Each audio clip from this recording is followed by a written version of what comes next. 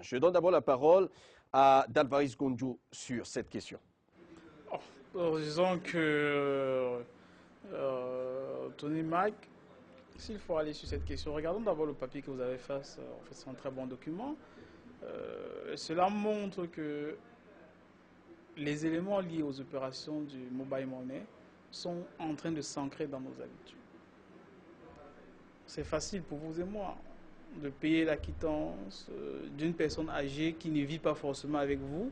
À partir de chez vous, en ville, vous payez la quittance de la grand-mère ou de la mère, de payer vos propres quittances, d'acheter du crédit de téléphone, bref, de faire beaucoup d'autres opérations, même acheter même dans les supermarchés. Ça veut dire que c'est au-delà de l'opération monnaie. Et en réalité, il y a une tonne d'opérations qui sont ancrées à côté, qui sont agrippées à côté et qui facilitent en réalité, on ne peut pas le nier, la vie du citoyen. Cependant, comme vous l'avez bien dit, et le papier l'a bien montré.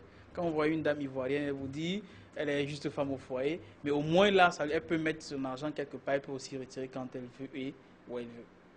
Cependant, un élément devait retenir notre attention. Pour nous particulièrement qui sommes au Cameroun, c'est que le 29 décembre 2016, donc ça fait à peine quelques mois, la CONAC, qui est la Commission nationale anticorruption, déposait son rapport avec ampliation à la présidence.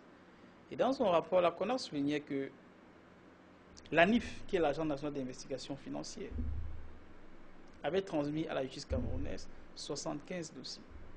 Dans les 75 dossiers, il y avait des éléments liés soit au blanchiment d'argent, soit au financement du terrorisme sur le territoire national du Cameroun, à équivalent de 19, un peu plus de 19 milliards de francs CFA. Or, l'ANIF était particulièrement persuadé que dans les plus de 19 milliards de francs CFA, environ 12 milliards avaient participé directement ou indirectement à financer le terrorisme sur le Cameroun. Et une partie de ces fonds aurait transité par les mobile money. Et ça permet de répondre maintenant à votre question. Mais comment se fait-il que le mobile money que nous avons vu dans le papier tout à l'heure participe à favoriser ou à faciliter la vie de la population? Peut-il être utilisé à des fins pour détruire cette même population? C'est d'autant plus facile que vous avez bien tout de même dit ça. Quand vous êtes sur un continent avec un taux de bancarisation qui varie entre 15 et 18%, et que sur le même continent, vous avez un taux de pénétration du mobile. Rien que le taux de croissance annuel de pénétration du mobile en Afrique est situé à 18%. De manière moindre, le taux de pénétration est à 70% sur le continent africain. Il y a même des pays qui sont au-delà de 100%. Par exemple, le Gabon, le taux de pénétration du mobile est à 140%. La petite Gambie, le taux de pénétration du téléphone mobile est à 104%.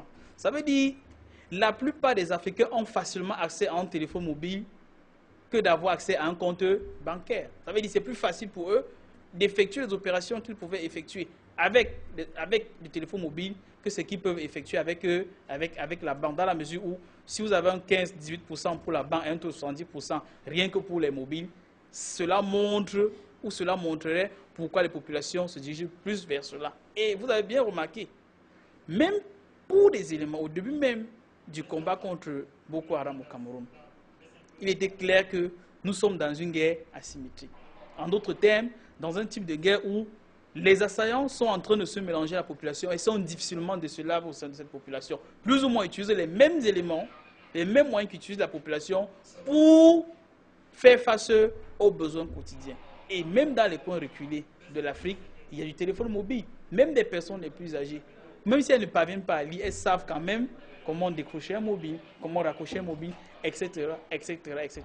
Je me dis que ce sont des éléments qui ont participé à ce que les terroristes puissent utiliser le mobile money pour pouvoir se financer. Dans la mesure où, si vous êtes dans un coin extrêmement avancé de Kolofata, si vous avez un coin extrêmement avancé de la frontière du Niger, où il n'y a pratiquement pas d'installation bancaire, mais il y avait quand même la possibilité qu'ils puissent avoir un téléphone mobile avec un réseau mobile, il y a la possibilité que vous ayez le financement. Et plus ou moins, vous pourrez participer à faire